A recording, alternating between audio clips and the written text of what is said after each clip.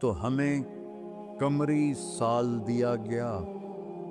اس کی وجہ مجھے سمجھ آئی 2014 میں جب میں ناروے گیا، اور ناروے میں ہے اینڈ آف دا ورلڈ، شمال میں and of the world Norway میں ہے۔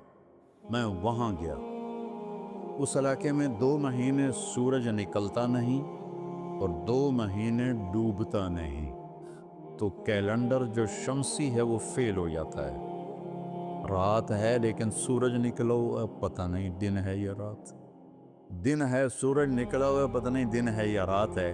تو کئی علاقے ہیں ایسے اوپر شمال میں جہاں سورج کا کیلنڈر فیل ہو جاتا ہے۔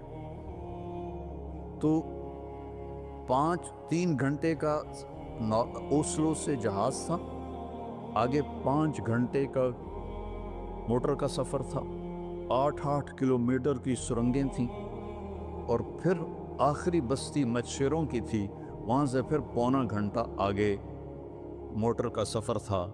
تو جب ہم وہاں پہنچے تو وہ جون جولائی سورج ڈوبتا نہیں، 1 اگست کو ڈوبنا شروع کرتا ہے، اور ہم 4 اگست کو پہنچے، اور شروع میں بس 1 تاریخ کو ایسے ڈوبتا ہے ایسے نکل آتا ہے، پھر 2 کو تھوڑا سا وقفہ کرتا ہے، 3 کو تھوڑا سا وقفہ کرتا ہے، 4 اگست کو 20 منٹ کی رات تھی، چونکہ میں 4 اگست کو کیوں مجھے یاد ہے، 4 اگست کو 20 منٹ کی رات، اور ہم وہاں پہنچے تو ابھی ہم نے مغرب بھی پڑھنی تھی، عشاء بھی پڑھنی تھی، اور سورج نکلنے سے پہلے فجر بھی پڑھنی تھی۔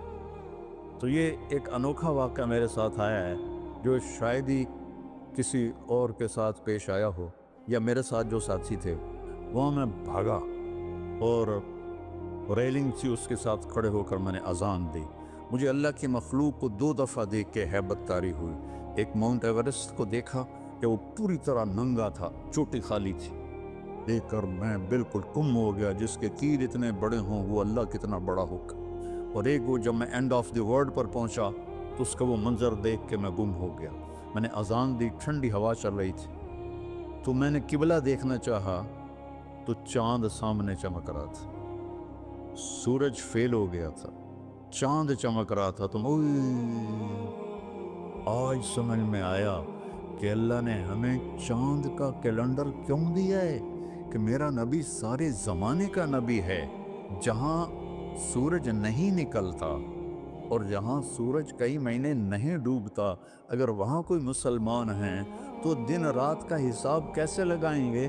چاند کو دیکھ کر۔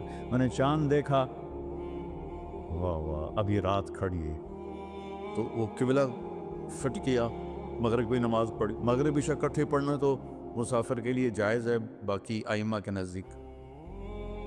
تو پہلے مغرب پڑھی، پھر عشاء پڑھی، پھر ساتھ ہی میں نے فجر کی اذان دی۔ ہاں عشاء پڑھی، 1 وتر پڑھنا بھی سنت ہے، تو میں نے کہا بھائی آج ہکو وتر پڑھو کہ نہیں فرض نہ نکل جاوے، تو 1 وتر پڑھا۔ پھر میں نے فجر کی اذان دی، ٹک ٹک ٹک ٹک 2 سنتیں پڑھی، پھر والعصر انا اعطینا سے میں نے فرض نماز پڑھائی، اور بیٹھے ہی تھے کہ سورج آ کے السلام علیکم۔ تو وہاں جا کے مجھے یہ بات سمجھ میں آئی کہ اللہ نے ہمیں چاند کا کیلنڈر کیوں دیا ہے۔ یہ کہیں بھی ناکام نہیں ہوتا، کہیں فلاپ نہیں ہوتا۔ سورج کا کیلنڈر کتنی جگہ ہیں دنیا میں جہاں فلاپ ہو جاتا ہے، ناکام ہو جاتا ہے۔ تو یہ ہمارے نبی کی عالمی نبوت کی ایک دلیل چاند کا نظام شمسی بھی ہے۔ تو بھائیو، میں بہت ساری باتیں وقت کے متعلق بتا گیا، کہنا تو یہ تھا کہ ہندسہ بدلا ہے تو اپنے آپ کو بھی بدلیں، توبہ کریں اپنے رب کی بارگاہ میں، اور گناہوں سے توبہ کریں، پتہ نہیں کب عاصم کی طرح کس کو موت اٹھا کے لے جائے۔